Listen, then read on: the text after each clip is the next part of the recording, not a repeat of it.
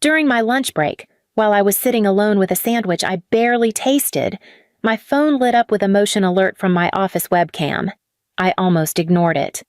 At Northbridge Data Systems, stray sunlight or the cleaning crew could trigger it easily. But when I saw the notification pulsing, something in me tightened. I tapped the feed open. My manager, Olivia Serrano, burst into my office so fast the camera jerked. She was followed by 2 compliance officers, Curtis from internal controls, and a younger analyst I did not recognize. Olivia's voice cut through the tiny speaker before I could catch my breath. "Check every inch," she ordered. "She is definitely hiding it here." I felt the back of my neck go cold. Curtis moved straight to my desk drawers, pulling them open one by one. Papers hit the floor. My monitor tilted as the younger analyst leaned over it, snapping photos. Olivia stood in the center of the room like she owned the place, her arms crossed, her chin lifted. I knew that stance confidence fueled by certainty, not truth. "She keeps everything," Olivia said sharply. "If it exists, it will be in here." I gripped my phone tighter. They had no idea the webcam was still on. No idea they were being watched in real time by the person they were trying to bury. "Open the bottom one," Olivia pressed, her voice low, urgent. "That's where she puts sensitive files. The bottom drawer. My locked drawer." Curtis hesitated. "This is secured. Break it if you have to," Olivia snapped. "We are under direct authorization." My heart hammered as he forced it open. The second the drawer slid out and Olivia leaned in to look, her entire face drained of color. Her lips parted. She stepped back like something inside it had burned her. The image froze on that expression, fear, recognition, and disbelief tangled together. I stared at my phone, barely breathing. "What did you think you would find in there?" Olivia. Across the frozen screen, her pale face seemed to answer with a silence far louder than words. What exactly had she believed I was hiding, and why was she so sure it could destroy me 6 months before the raid? Olivia Serrano walked into Northbridge Data Systems like someone stepping onto a stage she believed belonged to her. I remember the introduction meeting clearly, her bright smile, the sharp blazer, the confidence that filled the room before she said a single word. "I came from a fast-growth startup in Chicago," she announced. "We moved quickly, no hesitation, no dead weight." When she said dead weight, her eyes flicked in my direction for a fraction of a second. I had been with Northbridge for 7 years, long enough to understand the difference between a statement and a warning. Later that afternoon, she called me into her office. "You're Keira Hollis," she said, looking me up and down. "Senior risk analyst." "That's right," I answered. "I've reviewed your files. You're thorough." She said it like the word was a flaw. "But we need faster risk clearance. The board wants aggressive movement this quarter." I asked what she meant by faster. She slid a folder across her desk. "These numbers look rough. Clean them up before the quarterly report.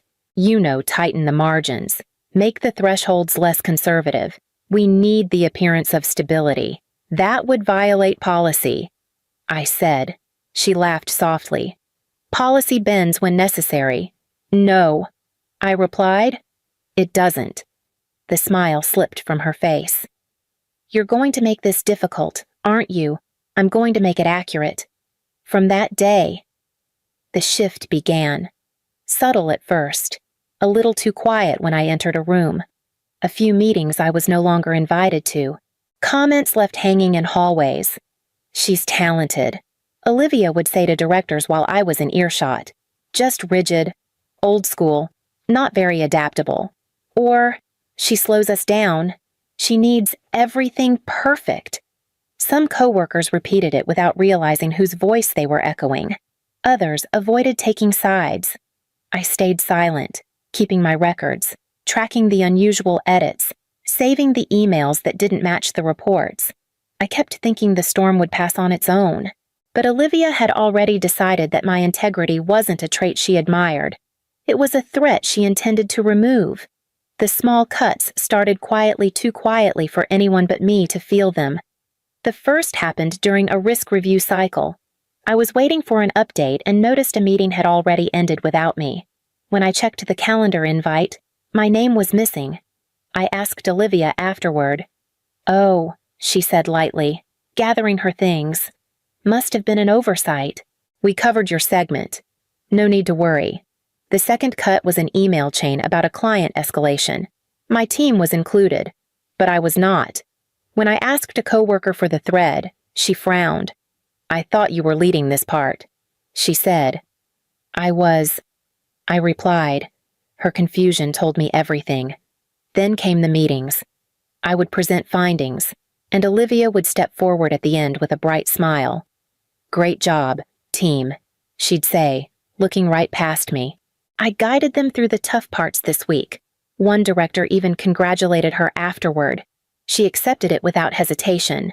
But the cut that drew blood came 3 weeks later. I was reviewing a monthly risk document I had signed off on. The version in the system looked wrong. Thresholds looser, definitions altered, dates mismatched. Someone had changed the report after my approval. I walked to Olivia's office with the printout. "This is not the version I submitted." She barely glanced at it. "Relax. We all massage numbers to survive. You stress too easily." "That is not acceptable," I said. "You changed my signed report." She leaned back, smirking. "Maybe you just forgot what you submitted." I left her office, my hands shaking. Later that afternoon, as I walked past the glass conference room, I heard her speaking to Director Lanning. "I am not sure Keira should have sensitive access anymore," she said quietly. "I just do not trust her judgment." His low hum of agreement hit me harder than anything she had done before. Every cut was adding up, and the bleeding had finally begun. The day I realized the truth was the only shield I had left. I opened a blank folder on my desktop and typed a name that meant nothing to anyone but me. Archive 1. No flair, no labels. Just a quiet place to start protecting myself. The first thing I saved was a screenshot of the altered monthly report, the one Olivia insisted I had misremembered. I pulled up the version I originally submitted and captured both side by side. Then I saved the timestamp logs that showed the edits were made hours after my sign-off. Next came the email chains.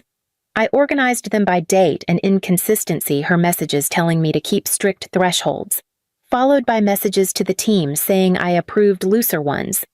When I compared them, it felt like holding two different realities in my hands. Then I opened the admin access logs. One line froze me in place. User O. Serrano override authorization. 23:41 hours. I had been home asleep at that time. She had used her credentials to force changes under the risk team's umbrella, and she counted on no one noticing. My fingers shook as I saved each file. Not from panic anymore, but from clarity.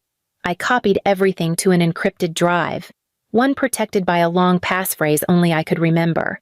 Then, I printed a curated set of pages just enough to show patterns if anything ever went wrong. I placed the printouts into a plain binder and wrote training notes, 2024 across the cover in neat black ink. A harmless title, a quiet disguise. I slipped the binder into my bottom drawer and locked it. For a moment, I stared at the metal handle, imagining Olivia's hand on it, pulling it open, convinced she would find something damning inside. She had no idea the only thing hidden there was the truth she had created herself. Her voice still echoed in my memory. "I am not sure Keira can be trusted with sensitive access." She was hunting for evidence to destroy me, unaware the binder held every step she had taken to build her case against herself. When I walked back into the office after the raid, the air shifted. Curtis and the younger compliance officer straightened as if they had been caught somewhere they should not be. Their voices stopped mid-sentence. Olivia turned last. She forced a smile that never reached her eyes. "Keira," she said lightly, "we did not expect you back so soon." "I noticed," I replied, setting my bag down. Curtis cleared his throat. We located something in your bottom drawer, an unusually detailed record of process anomalies. Olivia folded her arms, pretending to be unimpressed. She keeps everything. I warned you about that. I stepped closer. May I see what you found? Curtis handed me the binder. The crisp label stared up at me. Training notes, 2024. Nothing about it looked dangerous. Nothing about it suggested anything except preparation. Olivia laughed under her breath. Very dramatic. Keira, were you planning a presentation? No, I said. I was protecting myself. Her smile faltered. I opened the binder and turned it toward the compliance officers. These are printouts of reports that were changed after approval. Email inconsistencies. Admin logs showing unauthorized overrides. They match the digital files on my encrypted drive. The younger officer frowned at Olivia. You told us she was hiding client data. Olivia's voice sharpened. I said she was hiding something. Look at it, she is documenting the entire team. That is suspicious by itself. Curtis exhaled slowly. There is something else. Olivia. The webcam captured audio and video during the search. Olivia's head snapped toward him. We have the recording, he said, including your directives. She went perfectly still, as if the ground had shifted beneath her. The certainty she carried like a weapon drained from her face, replaced by something colder fear she could not disguise. For the first time, she understood the trap she had stepped into, and it was one she built with her own hands. The morning after the raid, Internal Audit called me into conference room 3. The blinds were half closed, the table scattered with printed logs and highlighted documents. Curtis gestured for me to sit. We are opening a formal misconduct investigation, he said. For now, we need clarity on several inconsistencies. Olivia was not there. That alone told me everything. What inconsistencies? I asked. The younger analyst slid a sheet toward me. Your manager gave statements last night. Some of them conflict with system records. I read the page. Olivia claimed I had triggered a restricted access anomaly the night before the raid, an alert that supposedly justified her urgent search. I was not logged in. I said, I was at home. We know. Curtis answered. He turned his laptop so I could see the screen. These are the server logs from 2000 hours to 0100 hours. There is no activity from your account. He clicked once, but there is activity from hers. The line was clear. User O, Serrano admin override 2350 hours. I felt something cold settle behind my ribs. Curtis continued. She told us she never uses after-hours access. That is not true, I said quietly. He nodded. Other employees said the same. Her statements are shifting. Throughout the day, word spread faster than I expected. I overheard clipped whispers outside the break room. I thought Keira was the problem. Olivia said she found evidence. Then why are they questioning her now? By noon, Olivia stormed into the hallway near my desk. Her voice shook with forced confidence. If people ask, tell them your folder was just a misunderstanding, she said. You do not want this getting ugly. It already is. I replied, You are manipulative. Keira, she hissed. You twist everything. You always have. No, I said. I document it. She stepped back, eyes flashing with something close to panic, not power. Later that afternoon, Curtis stopped by again. We found more altered approvals. He said, Every one of them traces back to her credentials. The truth was no longer creeping, it was accelerating, and Olivia was running out of places to hide. By midweek, compliance had moved from questioning to reconstructing. Every incident, every override, every altered line item was laid out across a long table in conference room 5. When I walked in, Curtis tapped a stack of documents. We pulled everything, he said. Altered reports, forced approvals, manipulated thresholds, even deleted email drafts recovered from the server. Olivia stood at the far end of the room, arms crossed tight enough to leave marks. Her expression flickered between defiance and dread. Curtis continued. The pattern is consistent.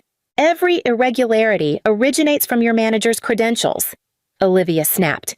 You are twisting this. Keira has always been dramatic. This is not her version. The younger analyst cut in. This is the system. The room went still. One by one, coworkers stepped forward. First was Jenna from my team. Her voice trembled, but she spoke anyway. Olivia told me to just sign off on a violation last month. She admitted. When I hesitated, she said Keira already approved it. But I never saw Keira's name anywhere. Then Tom from finance added. She blamed me for a reconciliation error she caused. Told the director I mishandled the numbers. Color drained slowly from Olivia's face. Curtis placed another page in front of me. We found this in the shared drive archive. It was an unsigned report draft. My name had been typed into the approval field, but the formatting was wrong slightly off-center, not the template I used, and the timestamp did not match any day I was in the office. I did not write this. I said, "We know." Curtis replied, "It appears to have been planted." The weight of it hit me harder than anything else that week. Olivia had not just tried to corner me, she had tried to create evidence that never existed. By the end of the day, compliance scheduled a final review meeting. The lie she built was collapsing, and the company was finally seeing the shape of it. The department gathered in the largest conference room on the 14th floor, a space usually reserved for quarterly briefings. Today, no one touched the coffee or the pastries lined against the wall. Every chair faced the front screen where compliance had set up their presentation. Curtis opened the meeting. "We will walk through the timeline of events," he said. "All findings come directly from system records." Olivia sat 3 seats down from me. Her jaw was tight, her foot tapping against the carpet in a rapid, uneven rhythm. The first slide showed the altered reports versions I had signed, followed by versions changed in the hours after my approval. The second slide listed forced approvals tied to overrides conducted under Olivia's admin credentials. The third slide displayed email drafts marked as deleted but recovered through the server archive, each showing contradictory instructions she had issued. Curtis clicked again. The final slide appeared unauthorized edits user O. Serrano. Timestamps ran in a precise column. 2300 hours, 2350 hours, 0030 hours.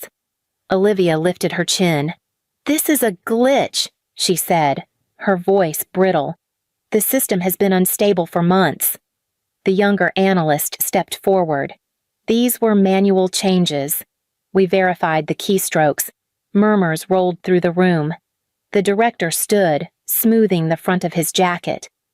"Ms. Serrano," he said, "these actions constitute deliberate manipulation of risk data and attempted entrapment of an employee." Olivia shot to her feet. "You cannot be serious.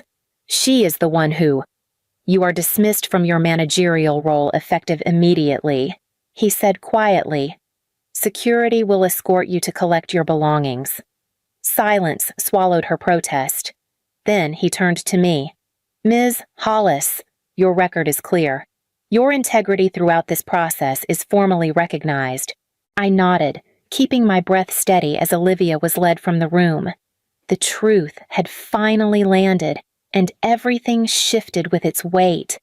The day after the department meeting, the director called me into his office. His tone was calm, almost reflective, as he gestured for me to sit. "Ms.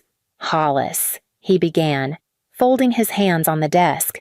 "Your conduct these past weeks has shown a level of discipline and honesty we rely on in this company. We want to formalize that." He slid a folder toward me. "We are creating a new position, Director of Process Integrity and Ethical Oversight. We would like you to lead it." I stared at the title. Power had never been my ambition.